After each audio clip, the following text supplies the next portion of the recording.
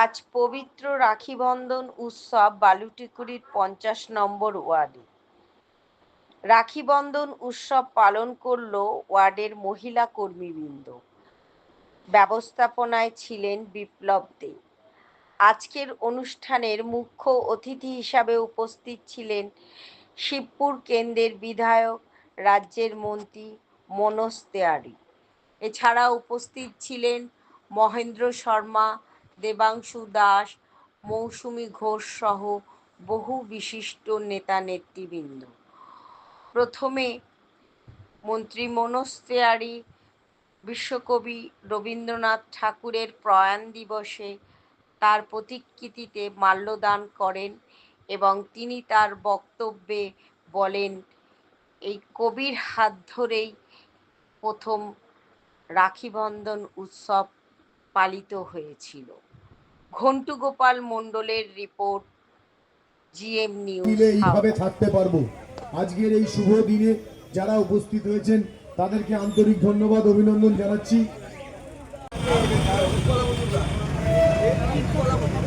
8 নম্বর word থেকে উৎপলা মজুমদার এসেছেন। 23 নম্বর word Shukla খাড়া, 9 নম্বর ওয়ার্ডের করবী ঘোষ, 49 নম্বর ওয়ার্ডের কল্পনা মান্না, মাননীয় করবী ঘোষ 9 নম্বর ওয়ার্ডের সভানেত্রী। আর রাখি বন্ধন সব জায়গায় হচ্ছে, আপনাদের কাছে আমরা আহ্বান জানাচ্ছি, বক্তব্য আমার মুখ থেকে শুনবো। অসিত কুমার চট্টোপাধ্যায় মহাশয় রাখি পরে এবং আমাদের কর্ণধার আমাদের শ্রী মনোজ তিওয়ারি স্বাভাবিকভাবেই আমি আমার বলতে পারেন এটা ক্ষুদ্র নয়, দীর্ঘ বক্তব্যই হয়েছে। আমাদের প্রিয় নেত্রী, অবিসংবাদিত নেত্রী, বাংলার জনগণ মন অধিনায়িকা মুখ্যমন্ত্রী মমতা। মনোজ তিওয়ারি জিন্দাবাদ। এই এলাকার সর্বস্তরের গণতন্ত্র প্রিয়, একটু করতালি দিয়ে অভিনন্দিত করবেন।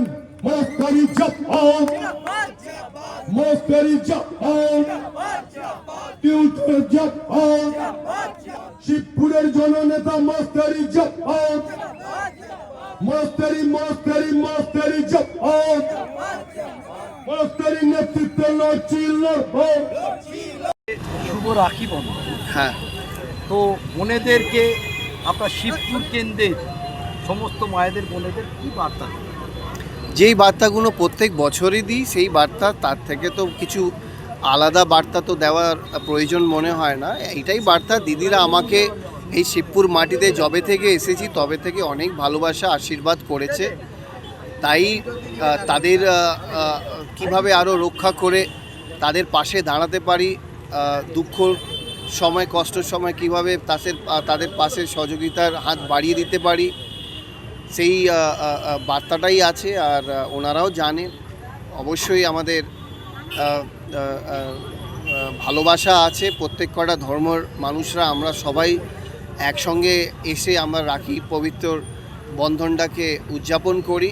আজকেও সেই দৃশ্যটাই আপনারা দেখতে পাচ্ছেন। তাই একটা সম্প্রীতির প্রতীকের আমাদের একটা বার্তা। দাদা, বিজেপি নেতা অমিত মালব বলেছে বাংলা ভাষা বলে কিছু, কি বলবেন? মানে কন্ডেম করছি, মানে ওনারা হয়তো বাংলার সংস্কৃতিটা জানে না বলেই বলছে। আর সময় তো এখন এসেছে না, এখন 6 মাস 7 মাস বাকি আছে নির্বাচনের জন্যে। তো তারা যা পাচ্ছে তাই বলে যাচ্ছে। এখন বাংলা ভাষাকে নিয়ে করছে। আগে আমাদের বিভাজন করার যে নোংরা রাজনীতি ওনারা চালু করেছেন, এইসব করে তারা আসল মূল্য কথাগুলো, যেগুলো আমাদের রাজ্যর আর আমাদের দেশের সাধারণ মানুষের যে প্রশ্নগুলো আছে, সেই 2 কোটি চাকরি, 15 লাখ টাকা যেই পাওয়ার কথা, তারপরে পেট্রোল ডিজেলের দামগুলো, এইগুলো যে প্রমিস করেছিল, যেই কথাগুলো দিয়ে কথা রাখতে পারেনি, এইগুলো ভোলানোর জন্যে মানুষের কাছে আবার এই ধরনের ভাষাকে নিয়ে নোংরা রাজনীতি করতে নেমেছে। মাঠে করুক, আমাদের দিদি বলে দিয়েছে কি এবার থেকে আমাদের যদি প্রয়োজন হয় তাহলে প্রতিবাদ তাদের বাড়ি অবধি যেতে পারে। তো ওদের যখনই এই ধরনের বক্তব্য রাখছে, এটা ভেবে রাখতে হবে কি আগামী দিনে প্রয়োজন হলে তাদের বাড়িতে গিয়েও কিন্তু প্রতিবাদ করা যেন মানুষ ওই জায়গায় না চলে যায়, তাই জন্যে ভেবে শুনতে আগামী দিনে যেন বলে। আর বিশেষ করে শিবপুরে তো আরও বিশেষ করে ভাবনা চিন্তা করে বলতে হবে, নালে আমরা বলি না, আমরা করে দেখাই।